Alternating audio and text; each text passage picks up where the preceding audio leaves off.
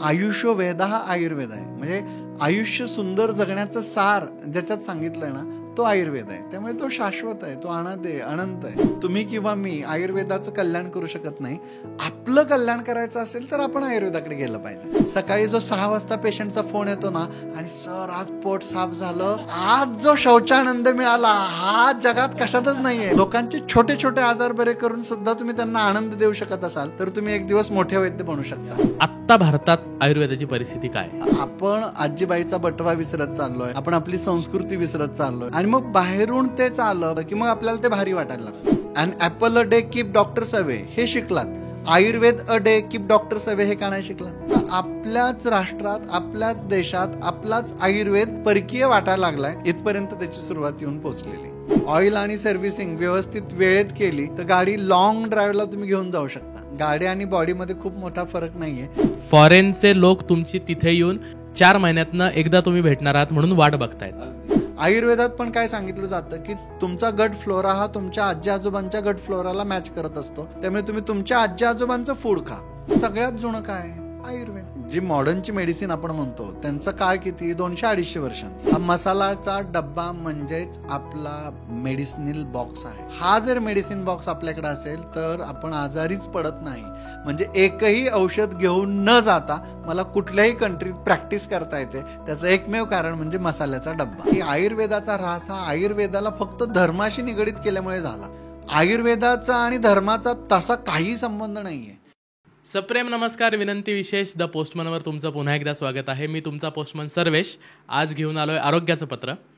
आरोग्याचं पत्र आहे, बोलायला डॉक्टरच आलेले आहेत, पण आज आरोग्याविषयी तशा गप्पा होतील.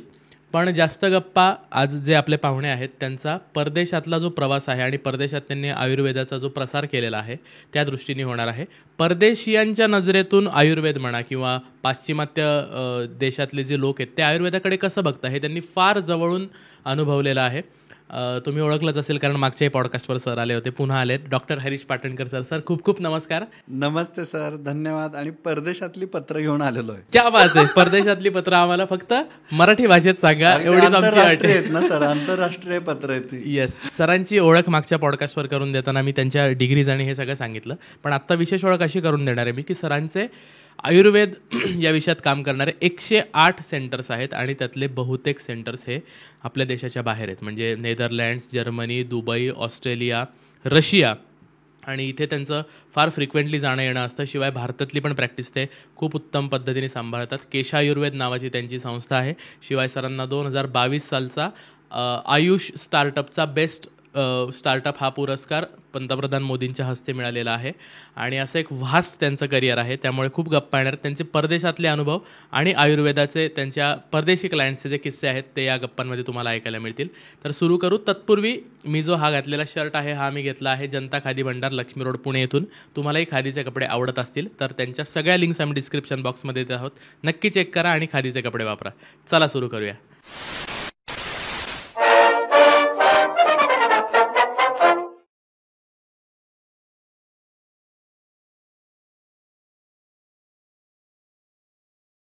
सर, रशियात वेलकमला काय म्हणतात? सुरू करण्यापूर्वीच दोबरा उतरा. दोबरा उतरा. ओके, दोबरा उतरा sir. Yes, continue please please. पण म्हणजे कदाचित तो ऍडव्हर्टाइजमेंटचा पार्ट असेल किंवा नसेल, पण तरी सुद्धा देशी खादीला जे तुम्ही इथं परदेशातील आयुर्वेद या विषयाला कनेक्ट करताना मला सांगायला आवडेल की हे खूप महत्वाचं आहे सर. आपण विसरत चाललोय. आता आपण आजीबाईचा बटवा विसरत चाललोय. बरोबर. आपण आपली संस्कृती विसरत चाललोय. आपण आपल्याकडच्या जुन्या गोष्टी विसरत चाललोय. आणि मग बाहेरून तेच आलं, पाश्चिमात्यांकडून आलं की मग आपल्याला ते भारी वाटायला लागलं. अगदी बरोबर. पण ते आपलं आहे. बरोबर. गांधीजींनी तर त्या खादीसाठी चरखा फिरवून किती मोठं एक आंदोलन केलं. करेक्ट. परदेशी कपड्यांची होळी पुण्यासारख्या ठिकाणी आपण झालेली आहे. या सगळ्या गोष्टी आपण विसरून जातोय.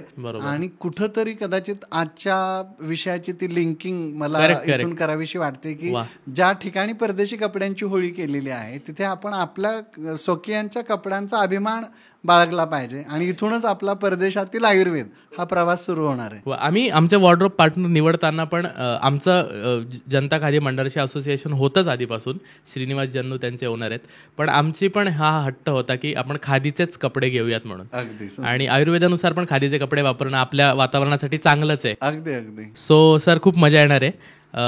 परदेशियांच्या नजरेतून आयुर्वेद, पण मला सुरुवात भारतापासूनच करायची आहे की आजीबाईचा बटवा हा घरातला आयुर्वेद होता पूर्वीपासून. माझ्या पण लहानपणी जेव्हा काही त्रास होतील, आजी होतीच औषधं द्यायला, तर आपल्या घरातली ती पहिली डॉक्टर होती.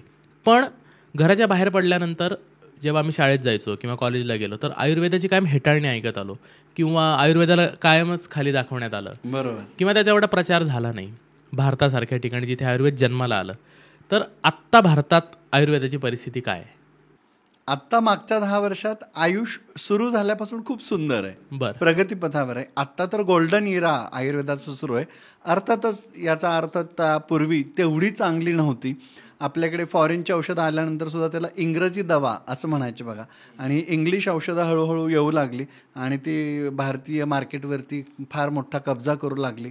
आणि मग आपोआपच जुन्या गोष्टी, सुंदर गोष्टी, चांगल्या गोष्टी या आपण विसरत गेलो, हरवत गेलो. आणि तो प्रवास कुठपर्यंत सुरू झाला हे म्हणजे आता आपल्याच राष्ट्रात, आपल्याच देशात आपलाच आयुर्वेद परकीय वाटायला लागलाय, इथपर्यंत त्याची सुरुवात येऊन पोहोचलेली. बरोबर. म्हणजे मी नेहमी म्हणतो की MBBS इन रशिया हे पूर्वी आपण शिकायला जायचो, पण आता BAMS इन रशिया जेव्हा सुरू होईल ना, तेव्हा आपलीच लोक जास्त पैसे देऊन तिकडे आयुर्वेद शिकतील आणि मग इकडे येऊन त्याचा प्रचार प्रसार करतील. जसं योग आता योगा म्हणून आलंय. करेक्ट. हे परकीयांनी ज्यावेळी त्याच्यावर खूप अभ्यास करून, रिसर्च पेपर लिहून, त्याचे फायदे लिहून आले, समोर आणले, त्यावेळी आता आपण ते त्यांच्या अँगलने स्वीकारायला सुरुवात केलेली आहे. आणि असं ऑलमोस्ट प्रत्येक इंडियन ट्रेडिशन नॉलेजच्या सिस्टीमवरती होत चाललेलं आहे. ॲस्ट्रॉलॉजी पण त्याच पद्धतीने येत चाललेले आहे, ज्योतिषशास्त्र त्याच पद्धतीने येत चाललेलं आहे, संगीतशास्त्राचं तर आपण बघतोयच आहे.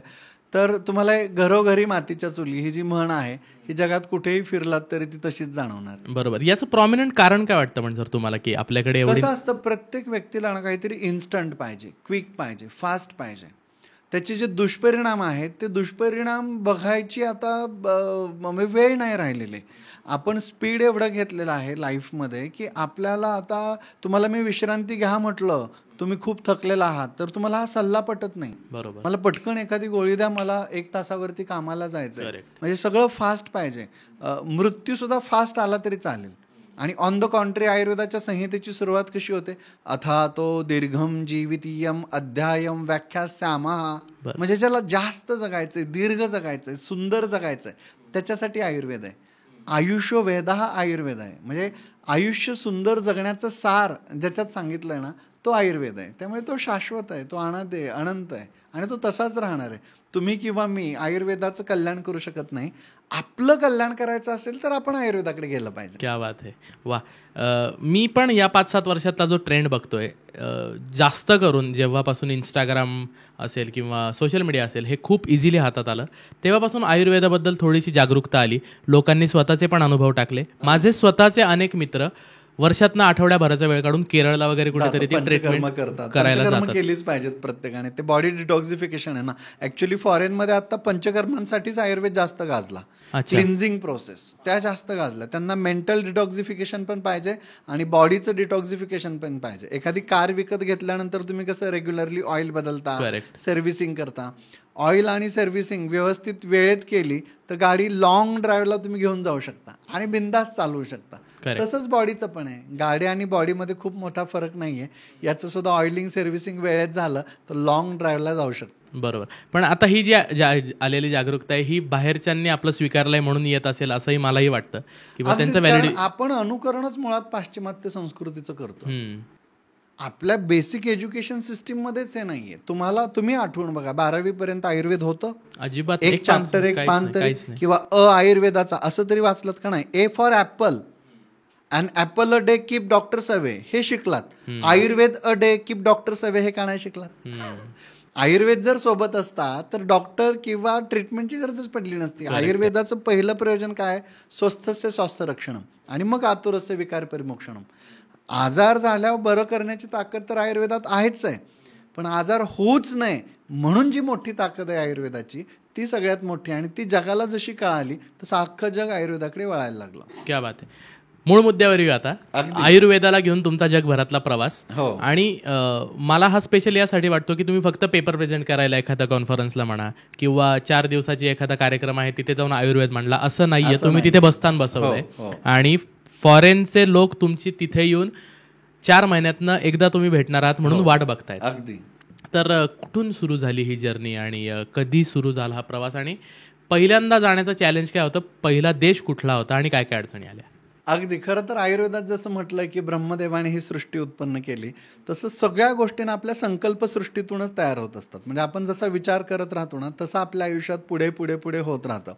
मी निलेश साबळे माझा मित्र, तुम्ही सगळेजण बघताय आता त्याला सगळ्या ठिकाणी, आणि समीर एजरे, अशा आम्ही 3 जण फ्रेंड्स होतो. मी माझ्या निलेश साबळे डॉक्टर पण BAMS. हा, BAMS आहे आणि आम्ही सगळे एकत्रच होतो. क्या बात आहे. तर मी माझ्या आयुष्यातल्या जवळपास 17 गोष्टी, निलेशने त्याच्या आयुष्यातल्या जवळपास 21 गोष्टी, समीरने 10-15 गोष्टी त्याच्या आयुष्यातल्या आम्ही लिहून काढल्या होत्या आणि त्या तशाच घडल्या जशा आम्ही लिहिल्या होत्या.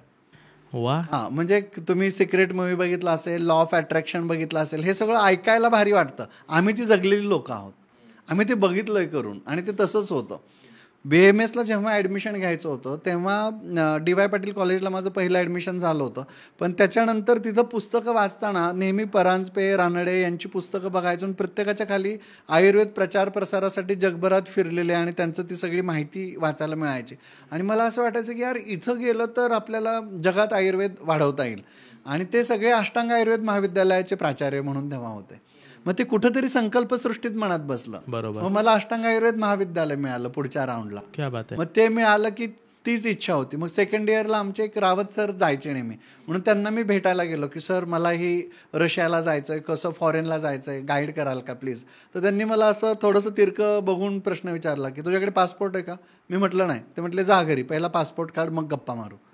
म्हणजे पासपोर्ट काढावा लागतं हे पण माहिती नव्हतं. म्हणजे फॉरेनला जायचंय तर तुमची फर्स्ट नीड ही पासपोर्ट असली पाहिजे. आणि आज तुमच्या 8 देशात ब्रांचेस आहेत.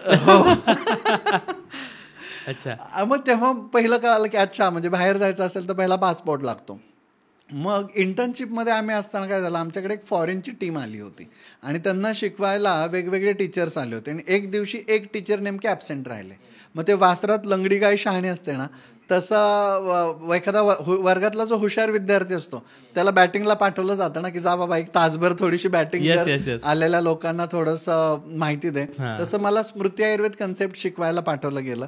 तो कन्सेप्ट मी खूप सुंदर शिकवला, तो त्यांनाही आवडला. आणि साधारण 4-5 महिन्यानंतर मला अजूनही तो 19 जुलैला फोन आला आणि 26 ऑगस्टला साधारण तुम्हाला रशियात यायचं आहे म्हणून त्यांनी इन्व्हिटेशन दिलं. तिथल्या एका शाळेत मला तो कन्सेप्ट शिकवायचा होता आणि मला ते खूप भारी वाटलं. वा वा वा.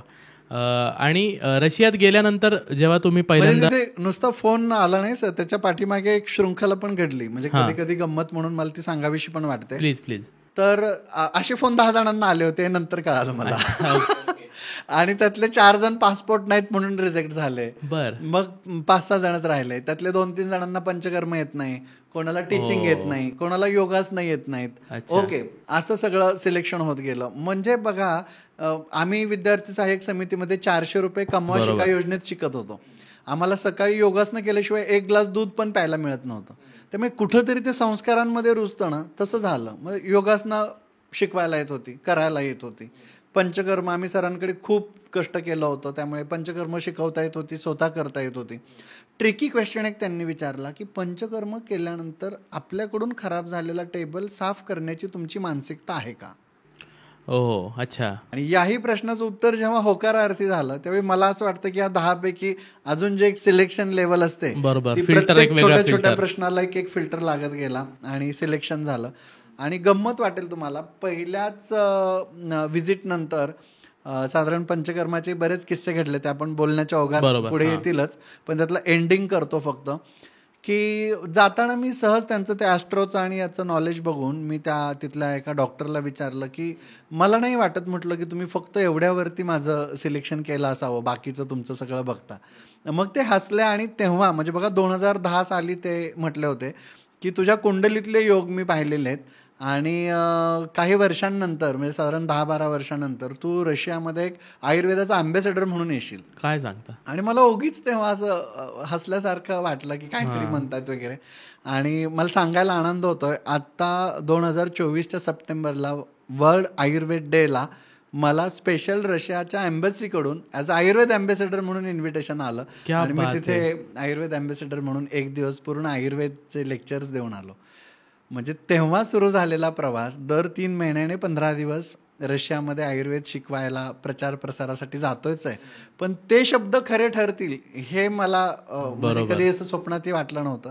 आणि ते आत्ताच नुकतंच ते पूर्ण झालं. क्या बात आहे. सुरुवातीचा जो काळ होता रशियात तुम्ही गेलात आणि जेव्हा तुम्हाला वाटलं की आता इथे पण आपण आपलं सेंटर सुरू करावं, काय काय स्ट्रगल होता? लोकांना आयुर्वेद समजावून सांगावा लागला की त्यांची गरज होती म्हणून तिथे तुमचं क्लिनिक उभं राहिलं? खूप भारी. म्हणजे स्टार्टिंगला तर मला रशियन पण येत नव्हतं, त्यामुळे ती भाषा येत नव्हती. करेक्ट. कारण साधं पाणी मागायचं म्हटलं तरी काय म्हणायचं हे कळत नव्हतं. बरोबर. मग मी फक्त एकमेकांकडे बघत राहायचो. तिथं वदा हा पाण्यासाठी शब्द आहे आणि बेस गॅस म्हणजे वॉटर विथ ऑक्सिजन म्हणजे ऑक्सिजनेटेड वॉटर, रेग्युलर वॉटर, असे प्रश्न पडायचे. आणि काय म्हणजे जेवताना अडचण यायची, खाता पिताना अडचण यायची, खूप छोट्या. आणि त्याच्यात तुम्ही मग अशी सहज अनऑफिशियली आपण गप्पा मारत होतो तेव्हा तुम्ही म्हटलात की तुम्ही व्हेज खाता की नॉनव्हेज. तिथून तिथली सुरुवात झाली की 2 मित्र आम्ही जे होतो एकाच रूम मध्ये होतो. तर एक जण नॉनव्हेज खायचा, एक जण व्हेज. तर एका क्षणाला म्हणजे एवढी ती वैचारिक मॅच्युरिटी या लेवलला गेली की एकाच भांड्यात दोन्ही उकडायचे, बटाटे पण आणि अंडी पण. अंडी तो खायचा आणि बटाटे मी खायचो. म्हणजे किती लेवलची ऍडजस्टमेंट तुम्हाला हळूहळू करत जावी लागते. एका ट्रेनच्या प्रवासामध्ये आम्ही मॉस्कोवरून स्मॉलेन्स्कला चाललो होतो आणि त्या प्रवासामध्ये मला तो भूक लागली होती आणि मी जाऊन कॅन्टीनला विचारलं की खाण्यासाठी काय मिळेल. आणि मला भाषा येत नव्हती रशियन, त्यामुळे मला एक मेडिएटर घ्यावा लागला. तोही खूप जॉली पर्सनॅलिटी होता. तिथली लोक खूप जॉली असतात, मस्त असतात, हॅप्पी असतात एकदम. मी त्याला म्हटलं प्लीज ट्रान्सलेट करून त्यांना विचार ना की मला व्हेजमध्ये खायला काय मिळेल. त्याने काय कॉमेडी भाषेत विचारलं मला माहित नाही, फक्त त्या पुढच्या व्यक्तीला मोडकं तोडकं इंग्लिश येत होतं. तो त्याच्यातून म्हटला की dear sir, I can provide you only eggs and chicken in veg. तर त्यांना मी म्हटलं मग तुम्ही नॉनव्हेज मध्ये काय सर्व करता. तर तो म्हणे की I can serve you anything which can fly, which can walk, which can swim. हा म्हणजे नॉनव्हेजच्या कॅटेगरी त्यांची कॅटेगरी खूप मोठी आहे, आपल्या एवढीशी कॅटेगरी नाहीये, त्यांची खूप मोठी कॅटेगरी. व्हेजच्या कॅटेगरीमध्ये उलट एग आणि चिकन आहे. एनिवे त्यातला गप्पांचा किंवा गमतीचा भाग बाजूला ठेवला तर स्ट्रगल म्हणजे बेसिक खाण्याचं स्ट्रगल, मग भाषेचं स्ट्रगल. गंमत तुम्हाला मला इथे एक सांगावीशी वाटेल. भाषेचं स्ट्रगल माझं सॉल्व कसं झालं. हळूहळू जेव्हा मी खूप लोकांशी इंटरॅक्ट करायला लागलो, बघायला लागलो, बोलायला लागलो, तेव्हा हे गुगल ट्रान्सलेटर वगैरे पण नव्हतं की एवढ्या फास्ट असं काय पटकन होईल असं नव्हतं. पण मला एक शोध लागला मधूनच आणि मी गमतीने इकडे येऊन सांगायला लागलो की संस्कृतचा पाय मोडला की रशियन बनते. अच्छा, बरं. बघा तुम्हालाही वेगळं वाटलं ना. मी ते अनालाइज करायला मराठीच्या पुढे दंड लावला की संस्कृत होते, कारण दोघांचा फॉन्ट देवनागरी. तसं मी गमतीने म्हणतो की बोलताना संस्कृतचा पाय मोडला ना की रशियन बनते. फॉर एक्झाम्पल बघा आपण संस्कृत मध्ये काय म्हणतो, एकम, द्वि, त्रि, बरोबर, चतुर, पंचम, षष्ठ, सप्त, अष्ट, नवम, दशम. रशियन मध्ये काय म्हणत असतील, आजिन, द्वा, त्रि, चितीर, पॅच, सेट, सेम, वोसिम, देशिच. ओ किती जवळची भाषा, खूप जवळ आहे. स्यूत का किंवा कुर्त का, आपण जी सॅक वापरतो किंवा पिशवी वापरतो, स्यूत का. शर्टला कुर्ता आपल्याकडे म्हणतात, कुर्त का. ओके. साखर आधी मी शुगर मागायचो, त्यांना कळायचीच नाही आणि मी सहज म्हटलं यार साखरेला काय म्हणत असतील, तर ते म्हटलं डू यू वॉन्ट साखर. म्हणजे साखरला साखरच म्हणतात. चषका, लोशका, खूप शब्द कॉमन आहेत, खूप. म्हणजे मला असं वाटतं की काहीतरी पूर्वीचं बॉन्डिंग रशियाचं आणि भारताचं आणि संस्कृत भाषेचं खूप मोठं असणार आहे. ती लोक सुद्धा आपलं मित्र राष्ट्र आहे, खूप जवळचं समजतात ते आपल्याला. कोणत्याही रशियन व्यक्तीबरोबर 40-45च्या पुढची लेडी, तिच्याबरोबर तुम्ही सहज इंडियन आहात म्हणून गप्पा मारायला लागा, तुमचा अर्धा तास जातो. मिथुन चक्रवर्ती नाव घेतात आणि जिमी आजा आजा गाणं वाजवल्याशिवाय ते तुम्हाला सोडतच नाहीत, तुमच्या बरोबर डान्स करतील ते. एवढे ते फॅन आहेत आयुर्वेदाचे. किंवा भारताचे, संस्कृतीचे, इथल्या सगळ्याच गोष्टींचे भारताचं खरं मित्र राष्ट्र कोणी असेल तर ते रशिया आहे. अगदी बरोबर. म्हणजे आपण इकडे युद्ध वगैरे जर करायला लागलो तर आपण रशियाला विचारत पण नाही की तुम्ही आमच्यासोबत अगदी, आहात अगदी. की नाही, आपण धरून चालतो हे मग आहे. तुमचा एखादा मित्र असतो ना जवळचा, तुम्ही तो हां. गृहीतच गृहीत धरता. धरतो. त्याच्या जीवावर आपण हां, उड्या मारतो त्याच्या तिकडे. जीवावरती उड्या मारतो, तो सोबत आहेच आहे. क्या बात तसं आहे. ते आपलं आणि त्यांचं रिलेशन आहे. ओके, हे त्यामुळे रशियात ग्रो व्हायला सर वेगळी मजा आहे. बरोबर. तिथे एक वेगळा आनंद आहे. तिथली लोक आपल्यासाठी खूप सपोर्टिव्ह असतात, कोऑपरेटिव्ह असतात, आपली काळजी घेत असतात. आणि मला असं वाटतं की ती लोक आपल्या संस्कृतीला पण खूप फॉलो करतात. त्यामुळे तुम्ही इस्कॉन टेम्पल्समध्ये बघा किंवा तुम्ही आपल्या सगळ्या गोव्यापासून सगळीकडे म्हणजे तुम्हाला आपल्याकडे रशियन खूप फ्रिक्वेंटली येताना बघायला मिळतील. बरोबर. आणि ते नुसते रिटर्न जात नाही, ते आपली संस्कृती घेऊन परत जातात. आणि त्यामुळे ती लोक इंडियन ट्रॅडिशनल सिस्टीमला, योगासनांना, आयुर्वेदातल्या सगळ्या उपचारांना खूप स्ट्रॉंगली फॉलो करतात. आणि कदाचित हेच एक कारण असेल ज्याच्यामुळे तिथे आपल्याला क्लिनिकचे बेस वाढवता आले. अच्छा, हा खाण्यापिण्यातला किंवा कम्युटमधला, भाषेतला हा स्ट्रगल झाला. ॲक्च्युअल जेव्हा तुमची प्रॅक्टिस सुरू झाली तर लोकांपर्यंत आयुर्वेद नेऊन पोचवावा लागला की लोक अवेअर होती आयुर्वेदाबद्दल, ती स्वतःहून आली? तो काय प्रवास होता? खूप चांगला प्रश्न आहे. अजूनही जर तुम्ही ऑफिशियली विचाराल तर कसं आहे की तिथे वेगवेगळ्या ट्रॅडिशनल मेडिसिन्सला खूप मान्यता नाही आहे, पण तिथे रशियन हर्ब्स किंवा रशियन ट्रॅडिशनल मेडिसिन्सला मान्यता आहे. अच्छा. मग मला हा प्रश्न मलाही पडायचा वेगवेगळ्या कंट्रीमध्ये गेल्यानंतर. मग त्याचा वेगळा शोध घ्यायला सुरुवात केल्यानंतर असं जाणवलं की सगळ्यात जुनं काय आहे? आयुर्वेद. आता जी मॉडर्नची मेडिसिन आपण म्हणतो त्यांचा काळ किती? 200-250 वर्षांचा, बरोबर. जास्तीत जास्त 150 पासून ते प्रोग्रेस झाली. मग ही परिस्थिती फक्त भारतावरती नसेल ना, सगळ्याच जगावरती असणार आहे ना. करेक्ट. मग रशियामध्ये बघितलं तर तिथे सुद्धा त्यांची ट्रॅडिशनल मेडिसिन थेरपी आहे. बरं. चायनात बघितलं तरी त्यांची चायनीज ट्रॅडिशनल मेडिसिन थेरपी आहे. हेच तुम्ही जपानमध्ये जा, भूतानमध्ये जा, श्रीलंकेत जा, ऑस्ट्रेलियामध्ये जा, नेदरलँड्समध्ये जा, जर्मनीमध्ये जा, सगळीकडे आपापल्या कंट्रीच्या ट्रॅडिशनल मेडिसिन सिस्टीम आहेत. आणि प्रत्येक कंट्रीने आपापले ट्रॅडिशनल मेडिसिन सांभाळणं म्हणजेच आयुर्वेद सांभाळणं. बरोबर. कारण ती तिथल्या नेटिव्ह गोष्टीतून तयार झालेली, तिथल्या पालापाचोळ्यातून तयार झालेली. आपल्याकडे लिंबाचं झाड असेल तर तिकडे महानिंब असतं, म्हणजे निंब. आपल्याकडे निंब असेल तिकडे महानिंब असेल. एखादी गोजिव्हा आहे तिकडे महागोजिव्हा असते. म्हणजे सगळं सेम आहे. आपल्याला फक्त असं वाटत असतं की खूप वेगळी कंट्री बदलली म्हणजे काहीतरी बदललं. तिथली माणसं पाणीच पितात, तिथली माणसं जेवणच करतात. अन्न, वस्त्र, निवाऱ्यासारख्या ज्या आपण मूलभूत गरजा म्हणतो तशा त्यांच्याही गरजा त्याच आहेत, काही बदललेल्या नसतात. बरोबर.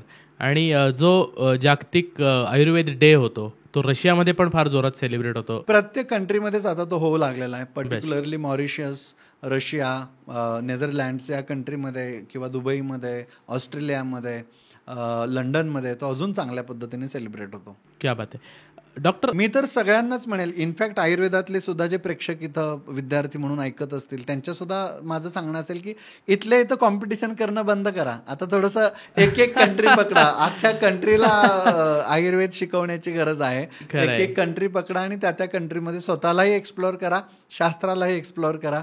तुम्हाला स्कोप भरपूर आहे. आणि हे फार चांगलं चित्र आहे की बाहेरच्या देशातले लोक पण आता आयुर्वेदाला वेलकम करायला लागली आहेत. अगदी.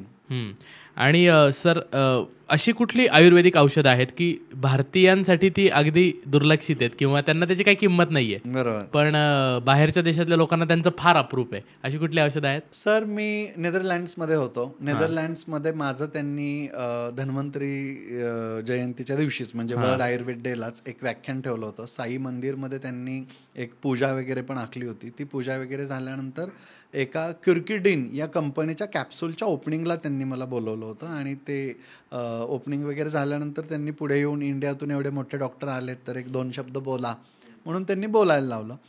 तर मी आपलं भारत, क्युर्किडिन म्हणजे हळदीचं महत्त्व आणि त्याची माहिती देत होतो. आणि मी सहज बोलताना त्यांना म्हटलं की मी तुमचं कॉंग्रॅच्युलेशन्स करतोय, कारण तुम्ही हळदीसारखं एवढं महत्त्वाचं औषध हे कॅप्सूल फॉर्ममध्ये अख्ख्या नेदरलँड्समध्ये मिळेल अशा पद्धतीने तुम्ही सोय केलेली आहे, तर मला याचं कौतुक वाटतंय. तर ते जे कंपनीचे CEO होते त्यांनी असं माझ्याकडे बघितलं आणि कुत्सितपणे म्हणा किंवा हसत म्हणा, आता त्यांच्या चेहऱ्यावरचे भाव मला नीट टिपता नाहीत आले, पण कारण मी नंतर खूप विचारात पडलो. तर ते म्हटले की but sorry doctor, you cannot use this curkidin in India. I said why? He said we have created this capsule from the cow dung. कावगट sorry, हा म्हणजे गायीच्या गट पासून त्यांनी त्या कॅप्सूलचं जिलेटिन बनवलं होतं. बर. आणि ते म्हटले होते की तुम्हाला पाहून तुम्ही हिंदू दिसताय, तर हिंदुस्थानामध्ये ही कावगटची कॅप्सूल चालणार नाही, कारण तुम्ही गाईला माता मानता आणि तुम्ही खात नाही. त्यामुळे आम्ही भारताच्यासाठी वेगळ्या कॅप्सूलच्या शोधात आहोत, पण आम्ही नेदरलँडसाठी म्हणून फक्त ही लॉन्च केली. आणि मी विचारत पडलो की गाई पण आपलीच, हळद पण आपलीच. रघुनाथ माशेलकरांनी एवढा मोठा पेटंटचा लढा दिला हळद आपल्याकडे राहावी म्हणून, आणि आज जग कुठल्या पद्धतीनं त्याचे फायदे करून घेत आहे. आपल्या प्रत्येक बॉडीच्या सेलमध्ये मायटोकॉन्ड्रिया असतात, ते power house of our cell असतं, त्याच्यामध्ये हायेस्ट एनर्जी प्रोडक्शन होत असतं, आणि त्याला ॲक्टिवेट करणारी ती हळद आहे. म्हणजे हळद आपल्याकडे आहे, जिच्यामुळे कॅन्सर आपल्याकडे अजूनही तेवढ्या प्रमाणात फोफावला नाहीये. बरोबर. त्याच्यावर रिसर्च केल्यानंतर जाणवलं की ते केवळ हळदीमुळे. भारतीयांच्या आहारात सुद्धा हळद आहे, हे फक्त मेडिसिन नाही आहे. बरोबर. आपल्या मसाल्याच्या डब्यात हळद आहे, आलं आहे, लवंग आहे, त्याच्यानंतर आपली सुपारी आहे. एवढंच काय, आपल्याकडे जे जिरं मिरं सगळं वापरलं जातं. हा मसाल्याचा डब्बा म्हणजेच आपला मेडिसिनल बॉक्स आहे. क्या बात आहे. हा जर मेडिसिन बॉक्स आपल्याकडे असेल तर आपण आजारीच पडत नाही. आणि नेमकी हीच गोष्ट पाश्चिमात्य लोकांनी आता हेरलेली आहे. मग शतावरीचा सेल असू देत, अश्वगंधाचा सेल असू देत, किंवा हळद, लवंग, आपल्या मसाल्याच्या पदार्थातले मिरं, जिरं, मोहरी, या सगळ्या गोष्टींचा, हिंग, या सगळ्या गोष्टींचा सेल जो आहे आता तो फॉरेन कंट्रीजमध्ये खूप वाढायला लागलेला आहे. आणि त्याच्या पाठीमागचं कारण एकच आहे, ते म्हणजे आरोग्य. अच्छा. आपल्या पोटाचं आरोग्य ही सगळे पदार्थ उत्तम ठेवतात, आणि म्हणून सगळ्या लोकांना आता हे पाहिजे. म्हणजे एकही औषध घेऊन न जाता मला कुठल्याही कंट्रीत प्रॅक्टिस करता येते. त्याचं एकमेव कारण म्हणजे मसाल्याचा डब्बा. क्या बात आहे. आणि मी आपली चर्चा चालू असताना तुम्ही एक किस्सा सांगितला होता तुरटीचा. हो, तर तो पण आम्हाला ऐकायला आवडेल. अगदी नॅचरल क्रिस्टल. त्याचं काय गंमत झाली होती की रशियामध्ये ज्यावेळी माझी पहिली व्हिजिट झाली होती, त्यावेळी तिथले काही लोक आली आणि म्हटले की सर तुम्ही तो सोप आणलाय का, इंडियन सोप? मी म्हटलं कुठला, मलाच माहिती नव्हतं. मग त्यांनी तो सोप दाखवला. मी म्हटलं दाखवायला घेऊन या. तर त्यांनी दाखवलं, तर तो निघाला तुरटीचा खडा. बरं. आमच्या लहानपणी म्हणजे आमच्या आजोबा पण जुने वैद्य होते, ट्रॅडिशनल पंचक्रोशीतले असतात तसे, आणि लहानपणापासून घरात तुरटीचा खडा नेहमी असायचा. आणि मला ते हसायला आलं. आणि मी ते आपण इंडियन काय करतो, पहिल्यांदा करन्सी कन्वर्ट करून बघतो की किती. तर जवळपास 40,000 रुपये किलो ते साबणाचं कॅल्क्युलेशन केलं होतं. मी म्हटलं 10 रुपयाला आपल्याकडे तुरटीचा खडा मिळतो, तो 40,000 रुपये किलोला तिथे विकला जातो. ते निंब चूर्णाचं तसंच, अश्वगंधा चूर्णाचं तसंच 20,000 रुपये किलोने तिथे विकलं जात आहे. I was shocked. मी त्यांना म्हटलं तुम्ही कशासाठी वापरताय? तर ते म्हटलं की आमच्याकडे आंघोळीनंतर आम्ही हा नॅचरल क्रिस्टल वापरतो. तिकडे नॅचरलला नॅचरल असा उच्चार केला जातो. ओके. आणि हा क्रिस्टल लावल्यानंतर अनावश्यक घाम येत नाही, काखेमध्ये जांघेमध्ये घाम येत नाही, किंवा स्त्रिया मासिक पाळीच्या काळात याला वापरतात. आणि खजूर, नायटा, गजकर्ण असे आजार याच्यामुळे होत नाहीत, आणि दिवसभर फ्रेश वाटतं. आम्हाला कुठलाही डिओड्रंट वापरायची गरज पडत नाही बघा. आणि आपण वेगवेगळे डिओड्रंट विकत घेणार, किंवा आफ्टर शेव लोशनमध्ये याच तुरटीचं पाणी 20,000 रुपये किलोने आपल्याला विकलं जातं. ते आपण हातावरती घेणार आणि छान लावणार. पण तुरटीचा खडा जे आपले आजी आजोबा वापरायचे, औषधी बटव्यात होता, तो आपण विसरून गेलो. अच्छा. ही झाली रशियाबद्दलची चर्चा. सर, इतर ठिकाणचे जे तुमचे सेंटर्स आहेत, तर कसे फंक्शन होतात? तुम्ही कधी कधी तिकडे व्हिजिट करता, लोकांचा कसा रिस्पॉन्स आहे, आणि आयुर्वेदाकडे कसे अट्रॅक्ट होतात? अगदी खूप छान. याच्यात मला नेदरलँडचा एक किस्सा पुन्हा सांगावा असं वाटेल, जो मी आता सांगत होतो. त्या दिवशी लक्ष्मीपूजन होतं, दुसऱ्या दिवशी, आणि त्यांनी आम्हाला सगळं फंक्शन झाल्यावर लक्ष्मीपूजनसाठी महर्षी आयुर्वेदमध्ये इन्व्हाइट केलं. बरं. लक्ष्मीपूजनला आम्ही सगळे बसलो, मी आणि माझी मिसेस डॉक्टर स्नेहल पाटणकर. जेव्हा जेव्हा शक्य होतं आम्ही जोडीने प्रवास करतो, कारण प्रवास जास्त आहे, त्यामुळे अर्धांगिणी सोबत असली तर प्रवास अजून सोपा होतो, सुखकर होतो. आम्ही जोडीनं आलोय म्हटल्यावरती त्यांनी पूजेला आम्हालाच तो मान दिला आणि पूजेला बसवलं. आणि पूजेला बसल्यानंतर मी शॉक झालो, आणि मी बायकोकडे बघितलं असं, तर ती पण हसायला लागली. तिला कळलं मला काय म्हणायचं होतं ते. कारण दरवेळी लक्ष्मीपूजनला पुण्यामध्ये, म्हणजे महाराष्ट्रामध्ये, भारतात म्हणूयात आपण त्याला, आपण फक्त ज्याच्यावरती गांधीजी आहेत तीच नोट छापतो ना. हो, बरोबर. किंवा तीच पुजतो. म्हणजे आपल्या दृष्टीने गांधी छापलेले असतील तर ती लक्ष्मी. करेक्ट. ते छापलेले नसतील तर लक्ष्मी नाही. आणि तिथं 150 करन्सी पूजल्या आम्ही. बर. वेगवेगळ्या कंट्रीतल्या प्रत्येक लक्ष्मीला पूजन केलं. म्हणजे तुम्ही मला तेव्हा माझं पहिलं असं क्लिक झालं मला. आणि घरी येऊन पहिलं मी सगळ्या करन्सी जेवढ्या माझ्याकडे होत्या, दुबईची होती, ऑस्ट्रेलियाची होती, नेदरलँडची होती, लंडनची होती, सगळ्या काढल्या आणि लक्ष्मीपूजनला पूजायला घेतलं. तोपर्यंत माझ्याही घरात लक्ष्मीपूजनला मी डॉलर्स होते तरी ते आतच असायचे, ते कधी पूजनासाठी बाहेर आले नाही. आपली ती लक्ष्मी आणि दुसऱ्याची लक्ष्मी नाही. हा व्ह्यू बदलला तुमचा. हा व्ह्यू माझा चेंज झाला. आणि स्वतः जेव्हा नेदरलँड्समध्ये मी सर्व लक्ष्मींचं पूजन केलं तेव्हा माझी ते आपण म्हणतो ना असं क्लिक झालं, अरे आपली किती मोठी चूक होत होती.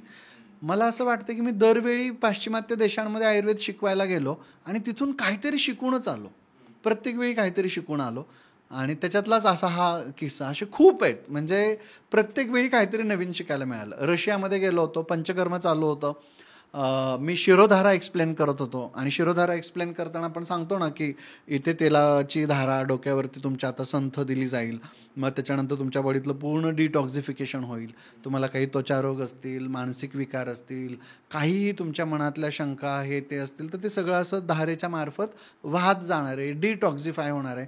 आणि ट्रॅडिशनल वेने मी आपलं तिथे एक मोठं पातेलं, त्याच्यामध्ये पाणी, मग छोटं पातेलं आणि वरून येणारं तेल ते छोट्या पातेल्यात सांडेल, ते पुन्हा गरम होईल आणि पुन्हा आपल्याला ते वापरता येईल. अशा हिशोबाने मी ते एका बाजूला सेटिंग करून ठेवलं होतं. आणि मधल्या मिळालेल्या 20 मिनिटात मी एक्सप्लेन करत होतो.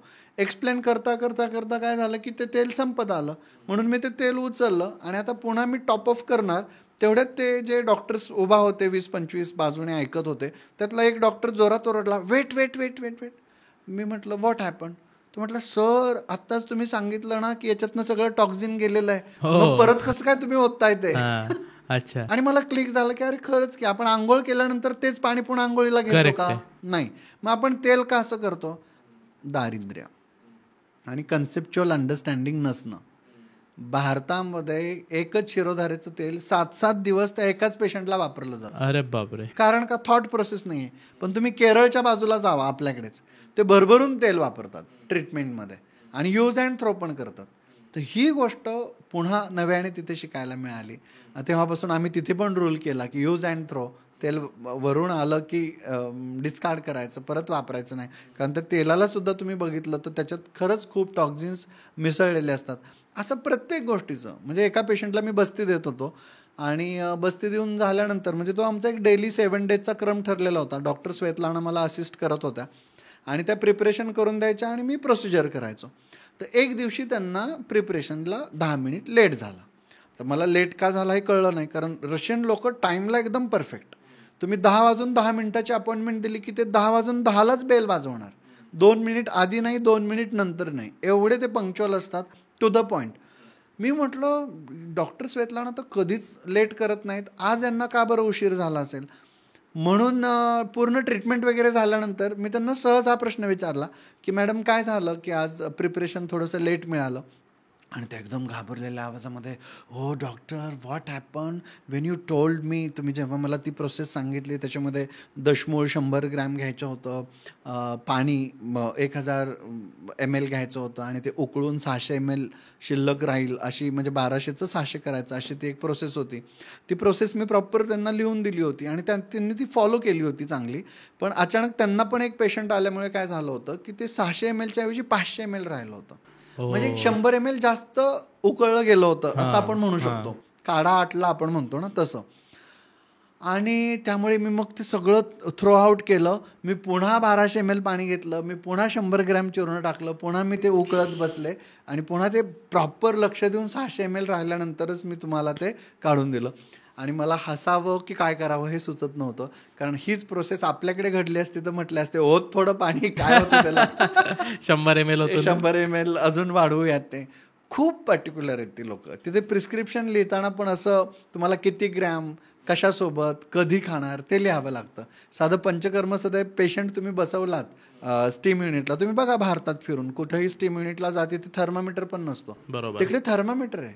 किती डिग्री सेल्सिअसला कोणत्या प्रकृतीचा व्यक्ती किती मिनिट तुम्ही बसवताय हे लिहावं लागतं नोट्समध्ये. मला असं वाटतं की या गोष्टी पाश्चिमात्यांकडून आपण अजून शिकल्या पाहिजेत. आयुर्वेदाला ते अजून छान आणि प्रिसाइजली इम्प्लिमेंट करतायत. क्या बात आहे. मी मगाशी या प्रश्नावर होतो सर, की वेगळ्या वेगळ्या देशांमध्ये जे तुम्ही सेंटर्स उघडले, तर तिथे काय काय चॅलेंजेस होते? मे बी लंडन, US किंवा अशी देश असतील जिथे इंग्रजी भाषा चालते, ऑस्ट्रेलिया वगैरे, हो. तिथे सुकर होतं की त्या लोकांपर्यंत पण जाऊन त्यांना महत्त्व पटवून सांगावं लागलं आणि मग ते पेशंटमध्ये कन्वर्ट झाले? महत्त्व तर पटवून सांगावं लागतंच आहे. कदाचित याच्यापूर्वी 10-20 वर्ष जे आपले ट्रॅडिशनल लोक जात होती किंवा जे जुने वैद्य जात होते, ज्यांनी तिथे प्रचार प्रसार केला, कदाचित त्याचाही फायदा झाला. आता ग्लोबलायझेशन झालेलं आहे, लोक स्वतः अवेअर झालेले आहेत. प्रत्येक आजारावरती अल्टरनेटिव्ह थेरपी काय आहे का त्याचा ते शोध घेत असतात. इंग्लिश लँग्वेज असणाऱ्या कंट्रीजमध्ये पर्यायाने हा जो प्रवास आहे तो जास्त सोपा झाला, कारण त्या कंट्रीमध्ये तुम्हाला एक्सप्लेन करायला तुम्हाला भाषा तुमची जवळची आहे, कारण भाषा हे खूप मोठं माध्यम असतं. कदाचित त्यामुळेच मला असं वाटतं की लंडनमध्ये आपण काय आयुर्वेद इंटरनॅशनल ही स्वतःची लंडनमध्ये आपली कंपनी स्थापन करून क्लिनिक ओपन केलं, कारण ते जी सुखकर्ता आहे तिथं कंपनी फॉर्मेशनच्या असतील, फायनान्शियलच्या असतील किंवा ट्रीटमेंटचे काही प्रोटोकॉल्स असतील त्या खूप इझिली आहेत. त्यामुळे तिथल्या वाढीमध्ये फरक पडतो. दुबईमध्ये तर तुम्हाला स्पेशली दुबईचं एक लायसन पण मिळतं आणि तिथे इन्शुरन्समध्ये पण या सगळ्या ट्रीटमेंट्स अलाउड आहेत.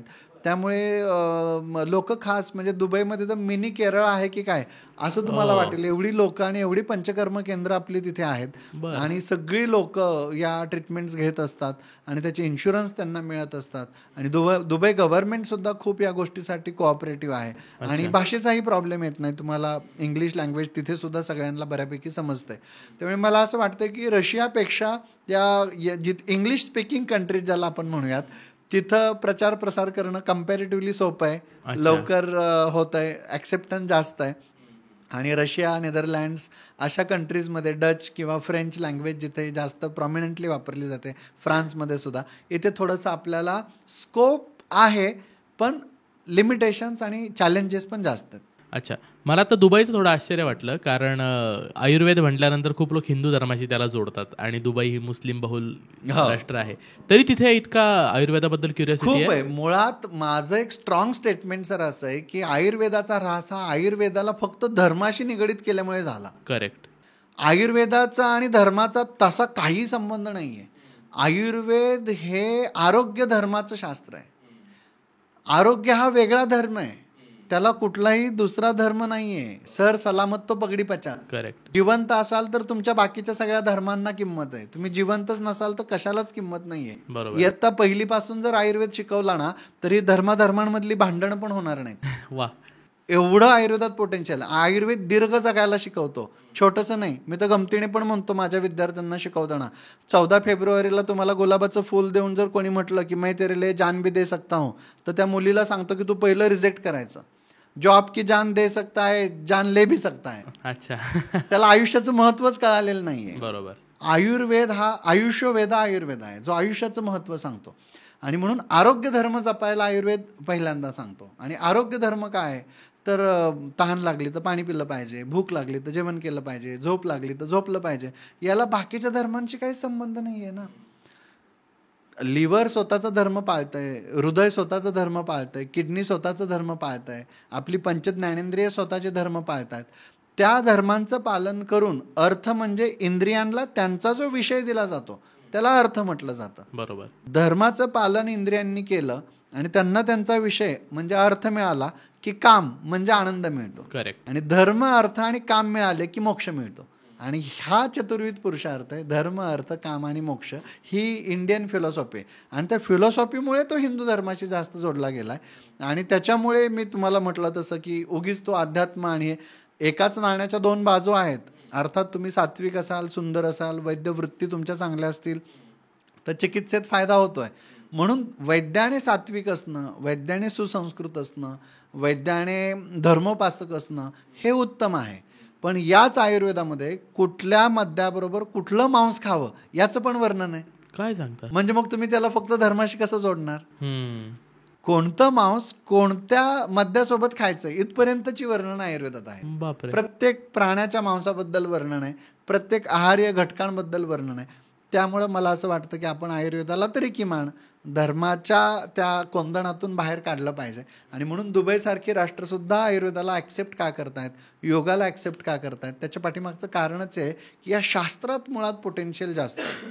सर भारतात आत्ता बीपी आणि डायबिटीस हा फारच कॉमन प्रचंड वेगाने वाढतोय. प्रचंड वेगाने वाढतोय. प्रत्येक घरात 2-3 पेशंट तरी आहेत. बाहेरच्या देशात तुम्ही आता आयुर्वेदाच्या निमित्ताने सगळीकडे फिरणं होतंय, काय ट्रेंड आहे देशामध्ये आजारांचे? सगळ्यात जास्त असतं त्यांना मानसिक आजार. बरं. आता फॉरेन कंट्रीजमध्ये डिप्रेशनचे पेशंट खूप बघायला मिळतात. मग ओबेसिटीचे पेशंट बघायला मिळतात. कारण डिप्रेशन असलं की ओबेसिटी सोबत यायला लागतंय. ओके, डिप्रेशन का जास्त आहे तर त्यांच्याकडे एकत्र कुटुंब व्यवस्था नाही आहे, किंवा अगदी रिलेशनसुद्धा असं सांगतात की we are 2 years together, we are 4 years together, we are 10 years together, असं सांगितलं जातं. अच्छा, म्हणजे त्यांना हे अभिमानाचं वाटतं की आम्ही 10 वर्ष एकत्र काढली. एवढ्या सोबत एवढ्या वर्षांपासून आहोत. किंवा 9वी 10वी 12वीच्या तिथल्या मुली आल्या तर त्या सहज सांगतात की मी सेकंड पॅरेंटकडे, मी थर्ड पॅरेंटकडे, माझी फर्स्ट मॉम तिकडे आहे, इझिली. हो, एवढ्या इझिली. किंवा व्हर्जिनिटी ब्रेकचं पण त्यांचं एज ग्रुप खूप कमी आहे सर, म्हणजे खूप लवकर तिथली व्हर्जिनिटी ब्रेक होते. आणि त्यामुळे मानसिक आघात कळत न कळत खूप होतात. माझ्याकडे एक पेशंट तिथली आली होती आणि तिला पहिल्या व्हिजिटला ती छान होती आणि दुसऱ्या व्हिजिटला एकदम तिचे केस एकदम बारीक होते. तर मी क्युरियोसिटी म्हणून विचारलं की तू एवढे केस कमी का केलेत? तर ती म्हटली की मला असा असा प्रॉब्लेम झाला होता, मग आमच्या इथल्या एका व्यक्तीने सांगितलं की या नदीच्या शेजारी जाऊन केस कापून ये, मग मी ते कापून आली. म्हणजे आपल्याला असं वाटतं की अंधश्रद्धा फक्त आपल्याकडेच आहेत, असं नाही. अंधश्रद्धा त्यांच्याकडेच आहेत, फक्त त्यांच्याकडे पण आहेत. कारण जिथे जिथे ह्युमन बिईंग येणार ना, तिथे तिथे basic tendency of human being कॉमनच राहणार. बरोबर. मग तिथे त्यांच्या पद्धतीच्या अंधश्रद्धा असतात, आपल्याकडे आपल्या पद्धतीच्या असतात. आपल्याकडे कुठेतरी आपण चिंदी बांधणार किंवा धागा एखाद्या झाडाला बांधणार आणि मनातली इच्छा व्यक्त करणार, आणि ते दोघं नवरा बायको मस्त लग्नानंतर कपलने जाणार एखाद्या ब्रिजवरती, सुंदर ब्रिजवरती, छानसं लॉक विकत घेणार, लॉक करणार आणि ती चावी नदीमध्ये फेकून देणार. ही तिकडची अंधश्रद्धा. तिकडची अंधश्रद्धा आहे. आपल्याकडे लॉक घेणे एवढे पैसे नाही आहेत कदाचित, त्यामुळे आपण छोटीशी चिटोरी बांधणार किंवा एखादा धागा बांधणार. अंधश्रद्धा कॉमनच आहे ना सर, त्याच्यात म्हणजे बदल काय झाला? काहीच नाहीये. बरोबर. तर ती मानसिकता ही खूप मॅटर करते. तर तिकडे मनाचे आजार जास्त आहेत, मग त्याच्यानंतर त्वचेचे आजार जास्त आहेत. बरं. त्याच्यामुळे कंबाईनली पुन्हा डायबिटीज जास्त आहे, हायपरटेन्शन तर आहेच आहे. हे कॉमन. कॉन्स्टिपेशन हा तिथला खूप मेजर प्रॉब्लेम. थंड कंट्रीजमध्ये कुठल्याही, म्हणजे कोल्ड कंट्रीज ज्याला आपण म्हणतो, तिथे डायजेस्टिव्ह प्रॉब्लेम्स आणि कॉन्स्टिपेशनचे प्रॉब्लेम खूप असतात. अच्छा, थोडासा ऑफ टॉपिक प्रश्न होईल. मानसिक आजारांचा तुम्ही उल्लेख काढलाय सर, आयुर्वेदाकडे आहे उत्तर मानसिक आजारांका? आयुर्वेद ने दिलेली स्वस्थची व्याख्या समदोषा समाग्निश्च समधातू मलक्रिया प्रसन्न आत्मा इंद्रिय मन च इति स्वस्थ इति अभिधीयते. बर. ही वर्ल्ड आयुर्वेद म्हणजे ज्याला आपण जागतिक आरोग्य संघटना म्हणतो, त्यांनी ती आत्ता स्वीकारली. आत्ता त्यांना कळलं की नुसतं शरीर स्वस्थ असून चालत नाही, मन पण स्वस्थ पाहिजे. तुमचं कॅलरी, प्रोटीन, फॅट, कार्बोहायड्रेट सगळं व्यवस्थित आहे, बीपी व्यवस्थित आहे, हिमोग्लोबिन सगळं चांगलं आहे, पण मन जागेवरती नसेल तर ते मन सुद्धा तुम्हाला आत्महत्या करायला भाग पाडतं.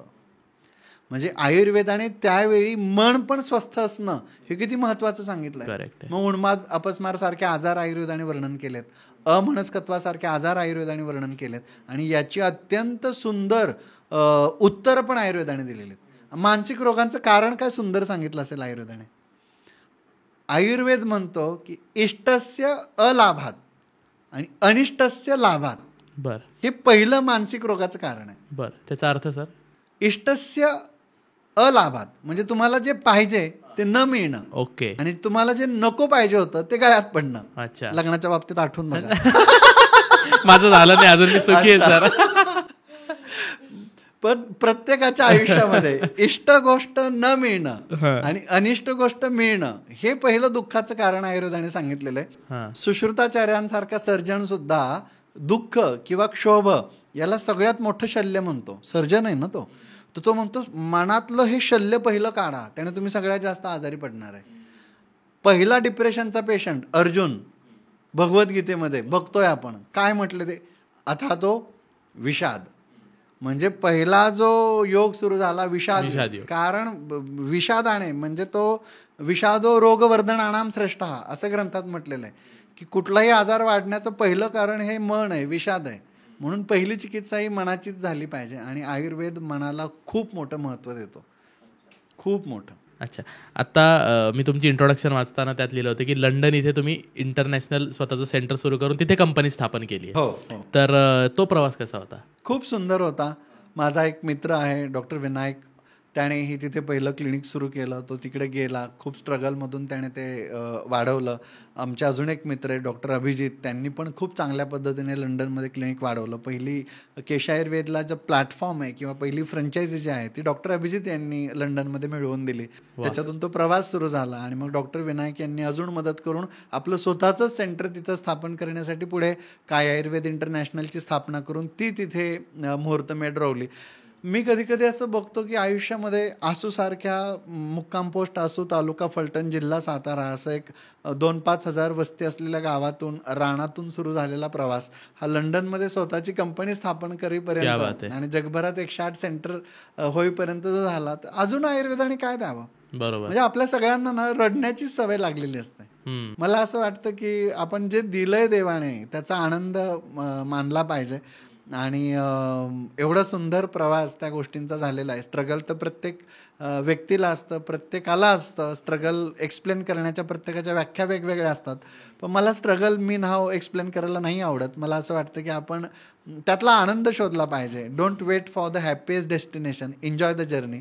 मी नेहमी जर्नी एन्जॉय केली. कुठे पोहोचलो, किती पोहोचलो त्याला महत्त्व नाही दिलं. जिथे कुठे आहे तिथे वर्तमानात जगून ते सुंदर करण्याचा प्रयत्न जास्त केला. वा, माझा या दृष्टीकडे बघण्याचा असा, या गोष्टीकडे बघण्याचा दृष्टिकोन असा आहे की ज्यांनी आपल्यावर राज्य केलं, तुम्ही त्यांच्या राजधानीत जाऊन म्हणजे लंडनमध्ये जाऊन आपलं त्यांनी डिनाय केलेलं शास्त्र तिथे रुजवतोय. खरंय, क्या बात आहे. आणि ते लोक जास्त पेशंट आहेत सर. हा, मला त्याच्याकडे जायचं आता. तिथे गेलोय म्हणजे इंडियन पेशंट आहेत असं डोक्यातून काढा. इंडियन लोक तिथे पण करन्सी विचार करत बसतात की मी भारतात विकत घेतलं तर केवढ्याला पडेल आणि इथे घेतलं तर केवढ्याला. त्यामुळे परवडतात ते लंडनचेच पेशंट. ब्रिटिशर्सला ट्रीटमेंट करणं हे आपल्याला परवडतं.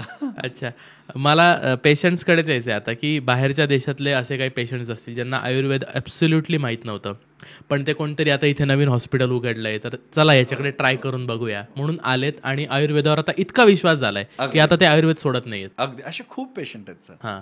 आणि मला सांगायला तुम्हाला आनंद वाटेल की दर 3 महिन्यांनी जेव्हा मी 15 दिवस रशियाला जायचो, तिथे सगळा प्रचार प्रसार करायचो, माहिती द्यायचो, खूप लोक भेटायला यायची, त्यांना त्यांच्या आजाराबद्दल जाणून घ्यायचं असायचं. आणि मग ते भारतात चिकित्सा घेण्यासाठी, फक्त ट्रीटमेंट घेण्यासाठी येतात. आणि आता मोदी गव्हर्नमेंटमध्ये आपण बघतोय की आयुष विजा हा सेपरेट विजा काढलेला आहे. कदाचित कल्पनाही नसते लोकांना. या माध्यमातून तुम्ही तुमच्या प्रेक्षकांपर्यंत पोहोचवलं तर खूप छान होईल. आयुष विजा नावाची वेगळी कॅटेगरी आहे सर आता विजासाठी. आणि कोणत्याही पाश्चिमात्य व्यक्तीला भारतात येऊन ट्रीटमेंट घ्यायची असेल आणि पर्टिक्युलरली आयुर्वेदाची ट्रीटमेंट घ्यायची असेल तर तो स्पेशल आयुष विजा घेऊन येऊ शकतो. म्हणजे किती मोठ्या डेव्हलपमेंट झालेल्या आहेत. बरोबर. तर एक माझा पेशंट होता तिथे रशियामध्ये, ज्याला हृदयामध्ये 90% ब्लॉक होते. आणि म्हणजे हार्ट अटॅकच्या ज्या केसेस तुम्ही ऐकत असतात तशाच पद्धतीचा हार्ट ब्लॉकेजचा हा पेशंट म्हणूयात आपण. 90% ब्लॉक होता. एन्जिओग्राफी वगैरे त्याची सगळी करून रिपोर्ट्स करून आला होता. सर्जरी करायची नव्हती म्हणून आयुर्वेदात काय आहे का म्हणून तो आपल्याकडे बघायला आला होता. त्यांची ट्रीटमेंट सुरू केली आणि ट्रीटमेंट सुरू केल्यानंतर सर जवळपास 21 डेज मी त्यावेळी तिथे होतो. त्याला बस्ती वगैरे या सगळ्या गोष्टी डॉक्टर विताली सर म्हणून आहेत, ज्यांचं स्वतःचं एक सेंटर तिथे मोठं आहे. त्यांच्या गायडन्स अंडर ते स्वतः MBBS डॉक्टर आहेत आणि ते सोनोलॉजिस्ट पण आहेत. या पुढच्या तपासण्याही ते स्वतःच करायचे. तर त्यांच्या सेंटरमध्ये या सगळ्या केल्या गेल्या आणि आफ्टर द ट्रीटमेंट त्या पेशंटचे सगळे ब्लॉक्स निघून गेले होते. बापरे. And he was very happy. क्या बात आहे. आणि तो फिट होता, त्याची एनर्जी लेवल पुन्हा मेंटेन झाली होती.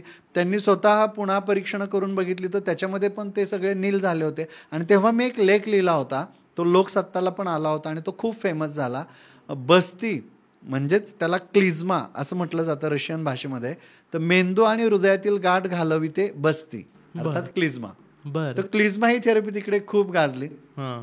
ते कंटेंट मला मिळत नव्हते म्हणून मी ते बस्तीसाठी लागणारे इन्स्ट्रुमेंट मिळतील का म्हणून लोकांकडे विचारायला गेलो. सगळे इन्स्ट्रुमेंट गोळा केल्यानंतर ते म्हटले, ओ डू यू वॉन्ट क्लिझ्मा.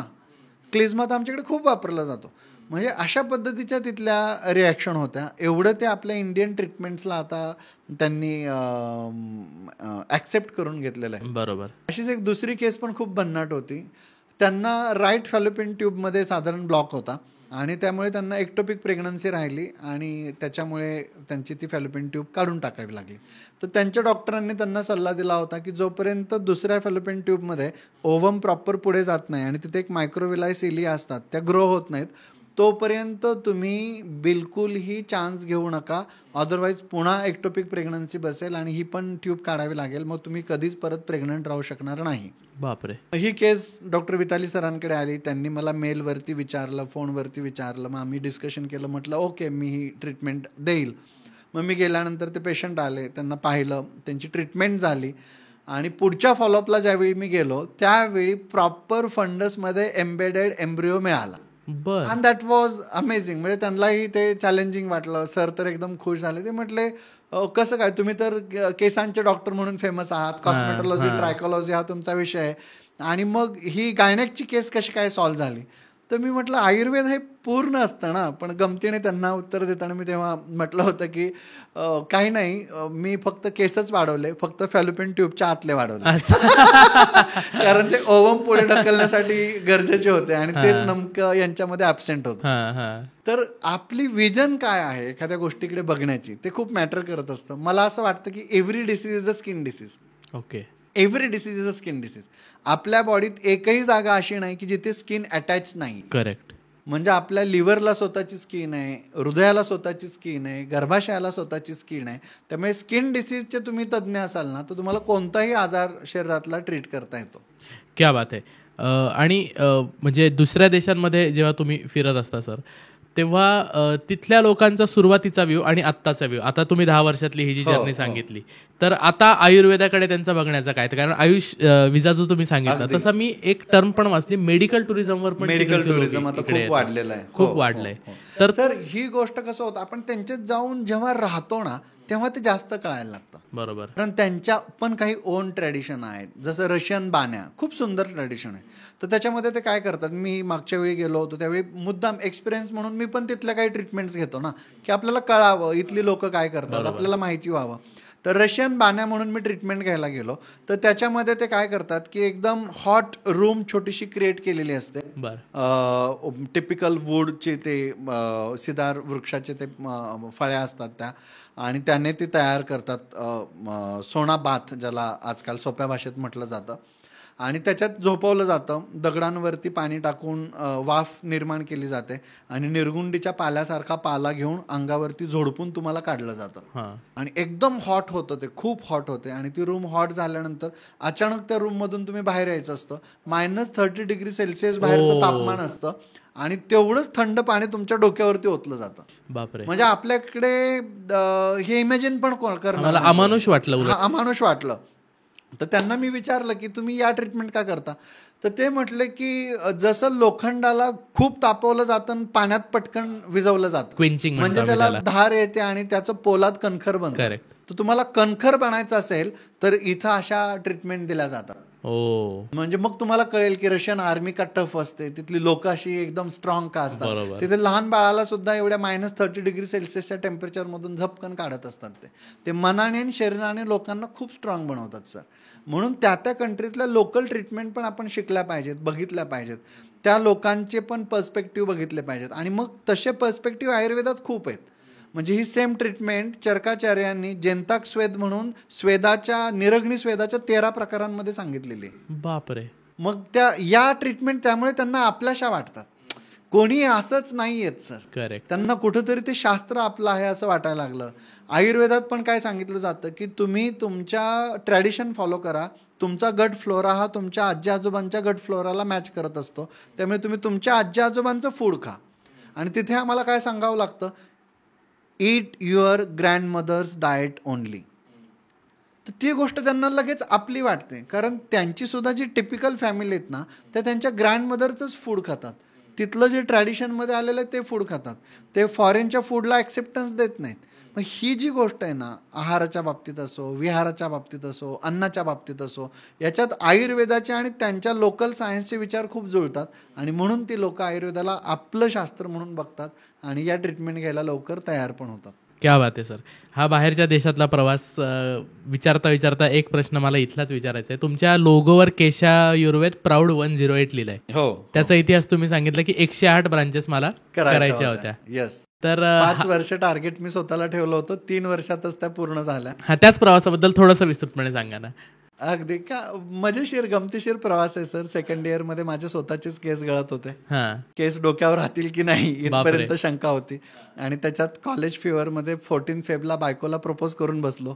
आत्ताची जी बायको आहे तिला तेव्हा. आणि तिने सहज गमतीने म्हटलं की डोक्यावरचे केस राहतील का. आज तीच या कंपनीची CEO आहे.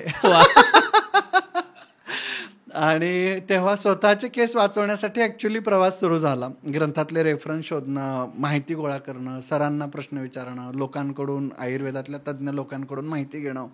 तो प्रवास वाढत वाढत वाढत एवढं मोठं पुस्तक तयार झालं. जमदग्नी सरांना दाखवलं. सर म्हटले की एक छोटंसं 100 पानी पुस्तक कर, म्हणजे ते लोकांपर्यंत लवकर पोहोचेल.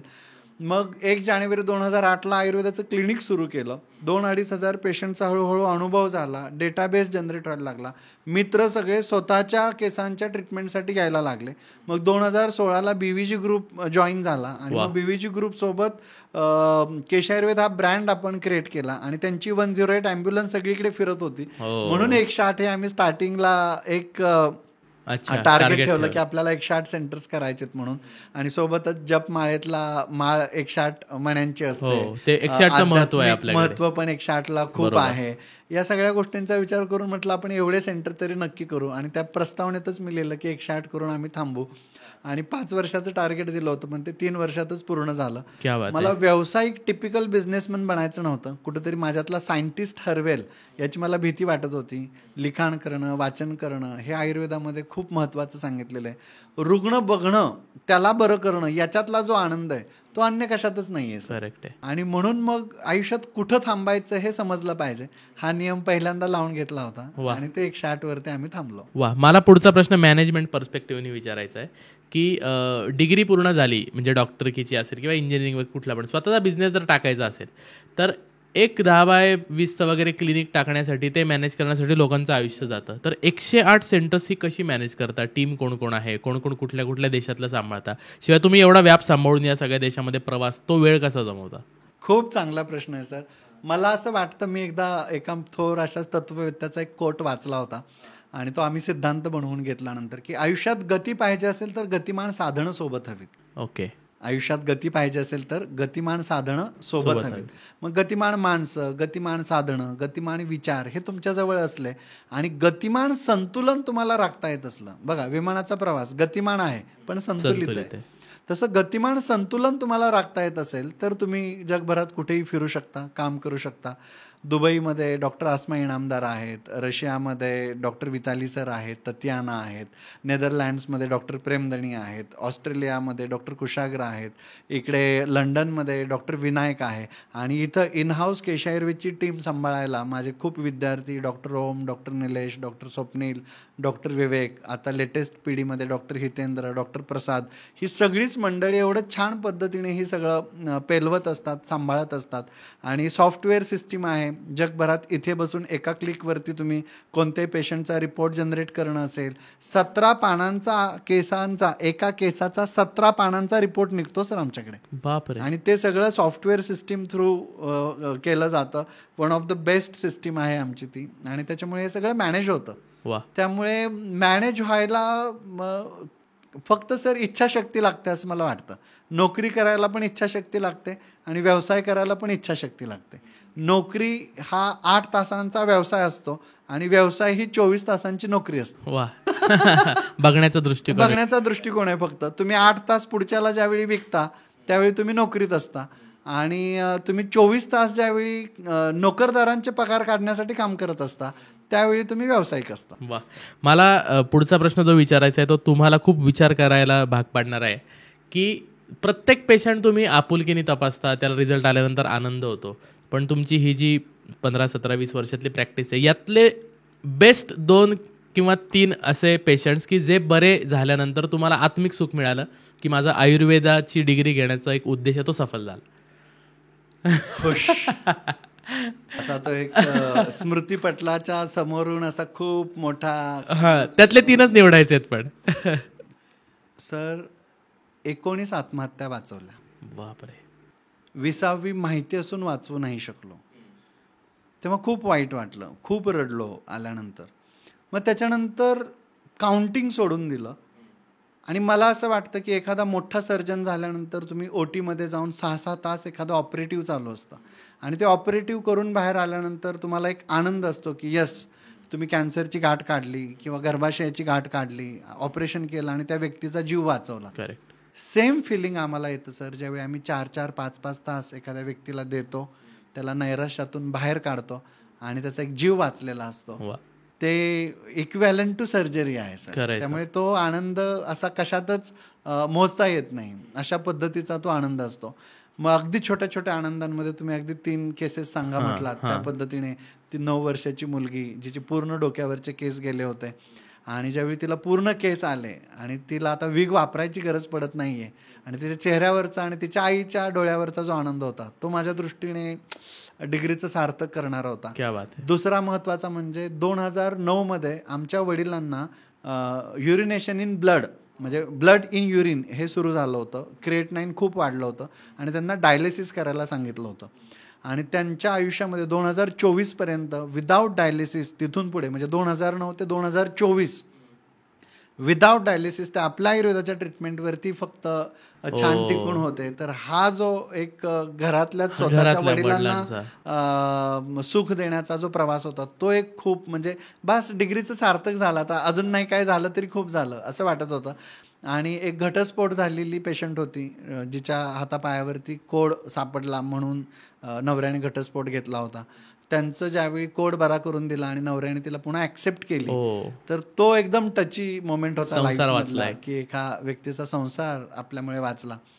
आणि फॅलोपियन ट्यूबचं उदाहरण सांगितलं तसं कित्येकांना मातृत्व सुख, गर्भसुख हे इनफर्टिलिटीच्या केसेस सोडून मिळालं. तर हे जे क्षण असतात ना सर, हे म्हणजे कशातच काउंट होत नाहीत. म्हणजे खूप मोठे आणि अवघड किस्से सांगितल्यानंतर खूप भारी वाटेल असं काय नाही सर. सकाळी जो 6 वाजता पेशंटचा फोन येतो ना आणि सर आज पोट साफ झालं, आज जो शौचानंद मिळाला हा जगात कशातच नाहीये. म्हणजे बिरबलाला ज्यावेळी अकबराने प्रश्न विचारला होता की जगातला सगळ्यात भारी आनंद कुठला आहे तर तो म्हणतो की शौचानंद.